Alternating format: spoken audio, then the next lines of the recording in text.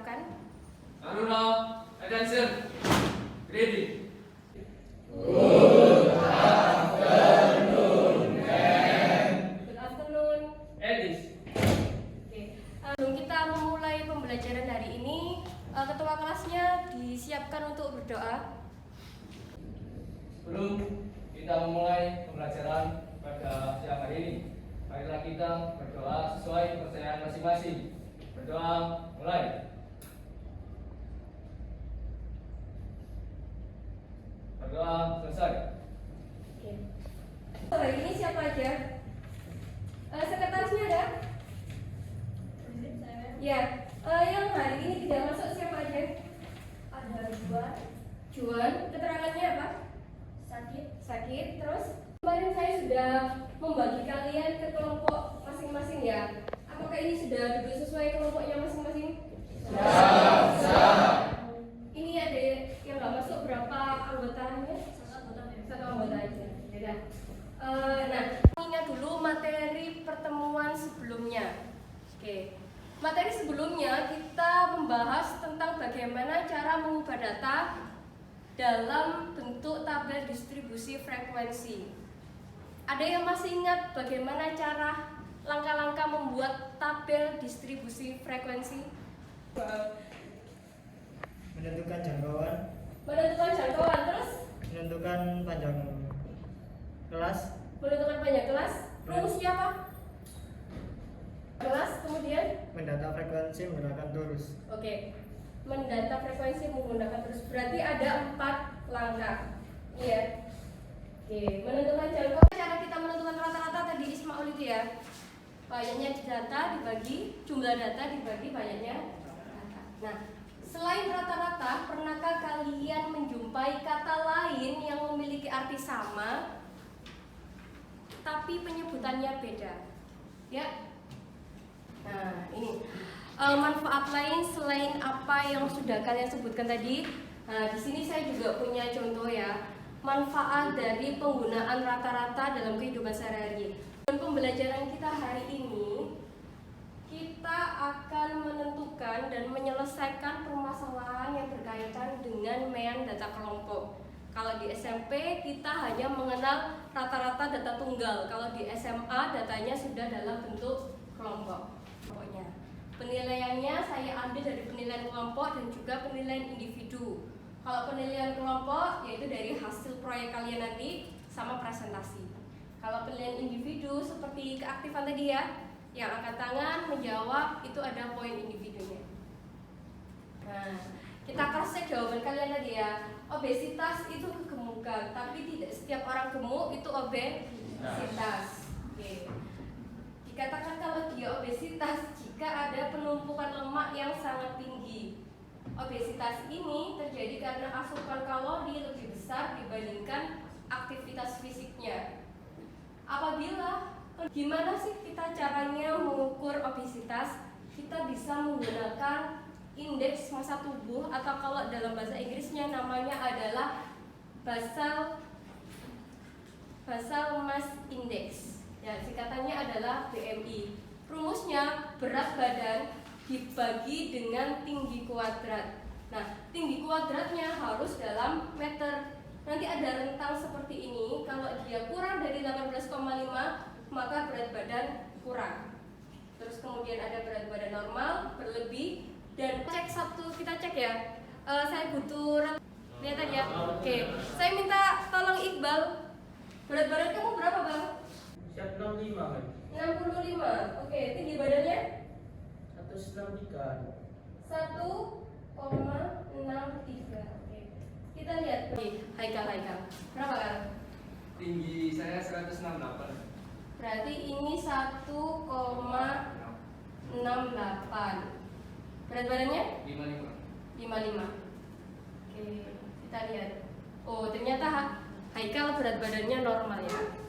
Dia adalah metabolisme kebutuhan kalori harian kalian untuk mengukur kebutuhan kalori harian.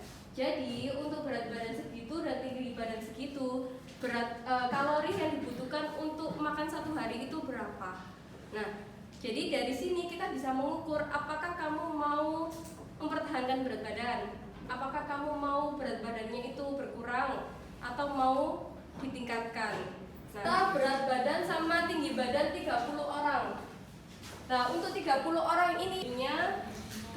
kemudian kalian bentuk dalam tabel distribusi frekuensi dan dicari rata-ratanya.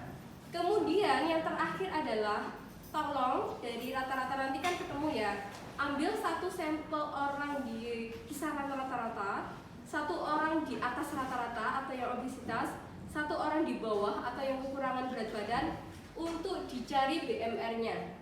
Kalau sudah ada,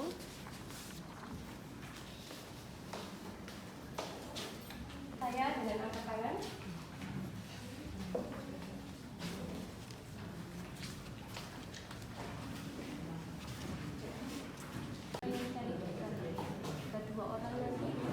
Sekarang saya kasih waktu sampai nanti akhir pembelajaran ya, sampai 2:30 kalian kerjakan tugas yang ada di sini. Silakan berdiskusi kelompok.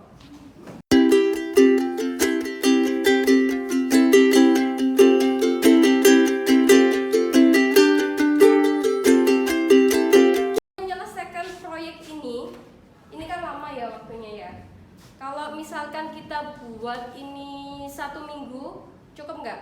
Cukup ya? Oke. Jadi pertemuan selanjutnya sudah siap untuk presentasi, oke? Siap.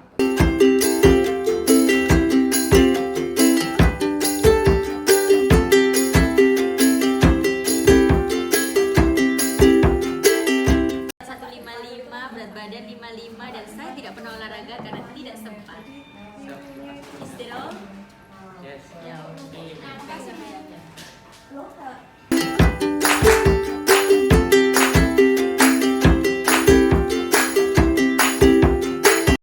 Oke, kita sudah jam 2:30 ya.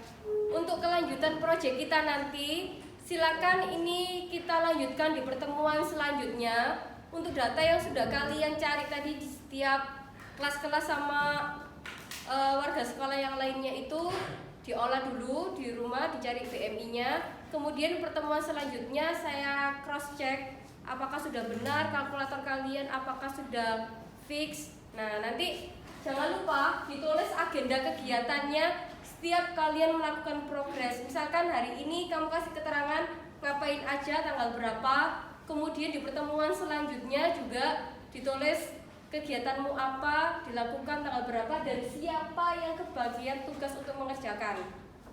Paham ya? Oke.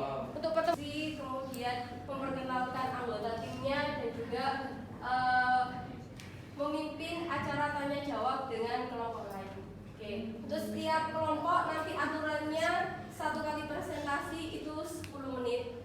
Jadi kalau nanti ada 6 kelompok, kita ada. Yang ketiga ada Iren Prameswari, yang keempat ada saya sendiri, dan kelima ada Irza. Oke. Berikut adalah agenda kegiatan dari kelompok kami. Hari pertama, baik silakan. Sebelumnya, perkenalan diri, nama saya Sahira Nausong Mereka. Saya dari kelompok 4. Sebenarnya saya mau izin bertanya, dari paparan yang telah dipresentasikan berikut, nah kira-kira tuh kalau saya boleh tahu tujuan dan mengapa sih kita harus mengidentifikasi dari bentuk berat badan kita dan menemukan menu diet yang cocok. Kira-kira apa sih tujuannya? Kalian juga memaparkan materi tersebut. Terima kasih. Baik, terima kasih untuk pertanyaannya. Untuk jawaban akan kita jawab bersama. Fauzia Layubi, absen 29. Dari kesimpulan proyek kali ini yang dapat kita pelajari adalah yang pertama, kita dapat mengumpulkan data-data. Yang pertama, data tinggi badan dan berat badan di warga Sematwa di sekolah ini. Yang kedua, kita dapat mengolah data itu untuk kita cari data orang yang obesitas, normal, atau kekurangan berat badan. Belajar kali ini apa? Dapat pelajaran. Dapat pelajaran apa? Iya, tadi kita rata-rata tunggal, rata kelompok. Gitu ya. Jadi ada belajar mean, ada belajar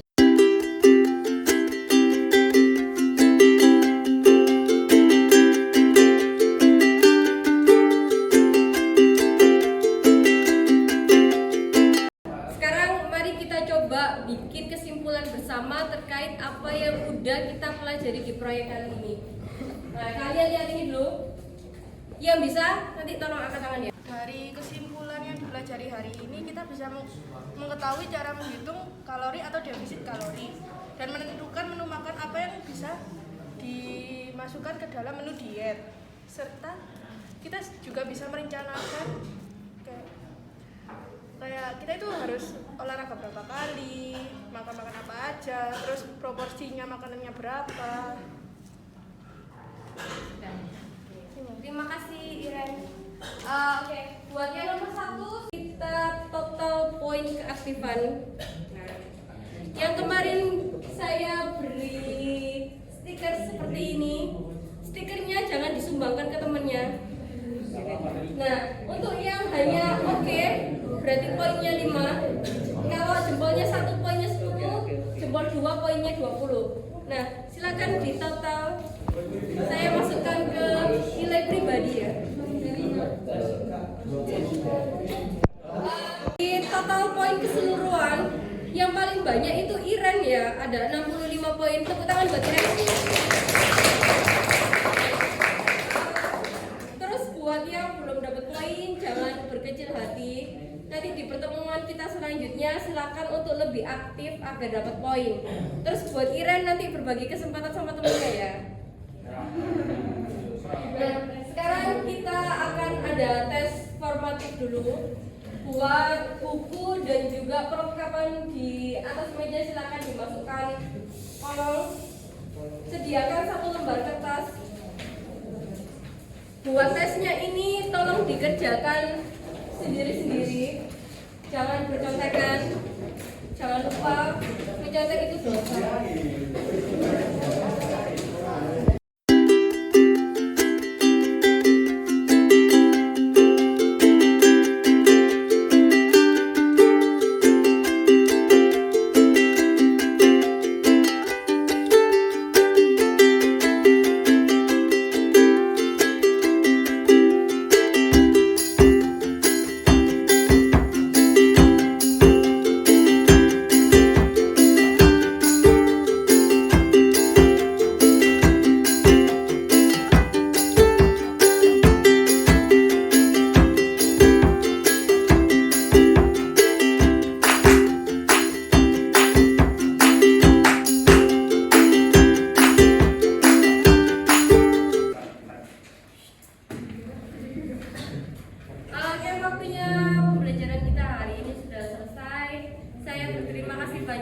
Partisipasi aktif kalian.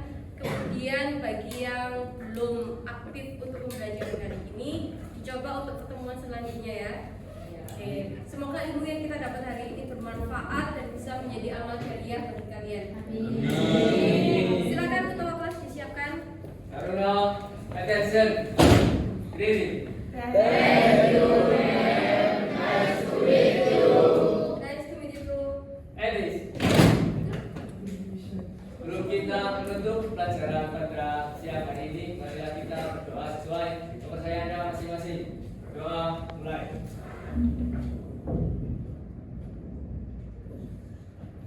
Berdoa selesai.